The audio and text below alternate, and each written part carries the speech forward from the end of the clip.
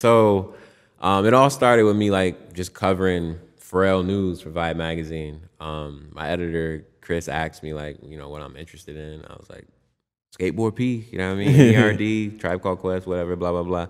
And so I've just been getting like little PR news outings and whatnot from his team, from BBC, from Human Race, stuff like that. And I would cover it, you know what I mean? Just cover it, whatever. And then they started sending me packages. I got like free Human Race, like skincare and shit. I was like, oh, I'm a little influencer baddie now. So blue check. Yeah, you know what I mean? Got my blue check bag. And then they were like, yo, are you going to cover like the BBC New York Yankees collaboration? Excuse me. And I was like, of course. I was already going to do that anyways. I didn't have to even sit next to me. I was going to do that. And so we did that, and I wrote that up. And I told her when, she can expect that to be up. And then she hit me like, actually, PHARRELL is actually going to be at the game, throwing out the first pitch with his son. Like, do you want to take pictures of him? That is not what I was expecting her to say. I thought she was going to say interview. And I was like, I mean, I'm not a photographer, but I can learn real quick because that's my guy. Like, let's get it. We can do it. But then I was like, yo, I can do that. And I can also possibly interview if that's cool. And she was like, yeah, let me run it by my team or whatever. So my editor helped and we fought for it. And they were like, yeah, we can get you a couple minutes with PHARRELL, like 7 to 10 minutes. It was more like 15, but that's hard. It was fire. And when I met him, well, first of all, they flew me out to Yankee Stadium. I ain't never been to Yankee Stadium in my life. Stadium is fire. Go and see a Yankees game if you've never seen a Yankees game. You know what I mean? It's electrifying. It's crazy. It was like the Subway Series. It was Yankees versus Mets. Oh man! Niggas about to fight and shit over these two, like old white men too. It wasn't niggas. It was old white men going crazy. And I was like, yeah, that's right. Yeah, that's right. Go ahead. But they was having a good time. I loved it. Anyhow, so I was like, damn, just taking it in, soaking it all in, met some good people. And then when I got on that field, bro, like after we walked through the tunnel, and then we like walked up these like stairs and got like, bro, that shit felt like a goddamn baseball movie, bro. I'm like, yo, this shit fake as hell, bro. This is really fake as hell.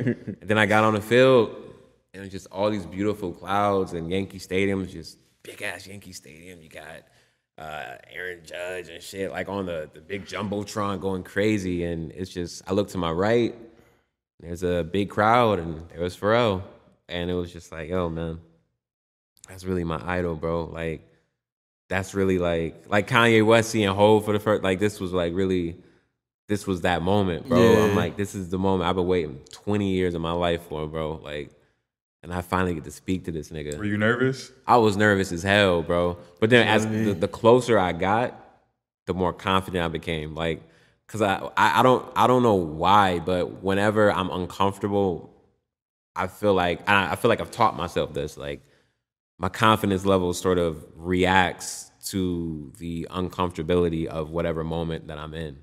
And it takes some mental training to do, because sometimes when you're nervous as hell, obviously hands get clammy, and you skip over the words. But I just felt like the closer I got to him, more inspired I got, because it just validated everything that I've ever said in my life. I said I was going to meet this nigga. I said I was going to write for Vibe magazine.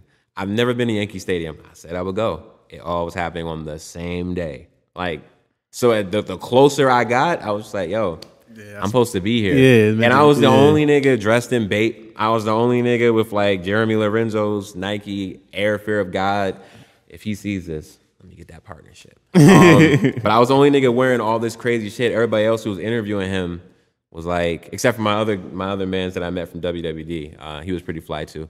But everybody else there was, no offense, but they're white. And they were dressed in like suits and beige button downs and very just corporate America shit. Yeah, bro. And I was just like, damn.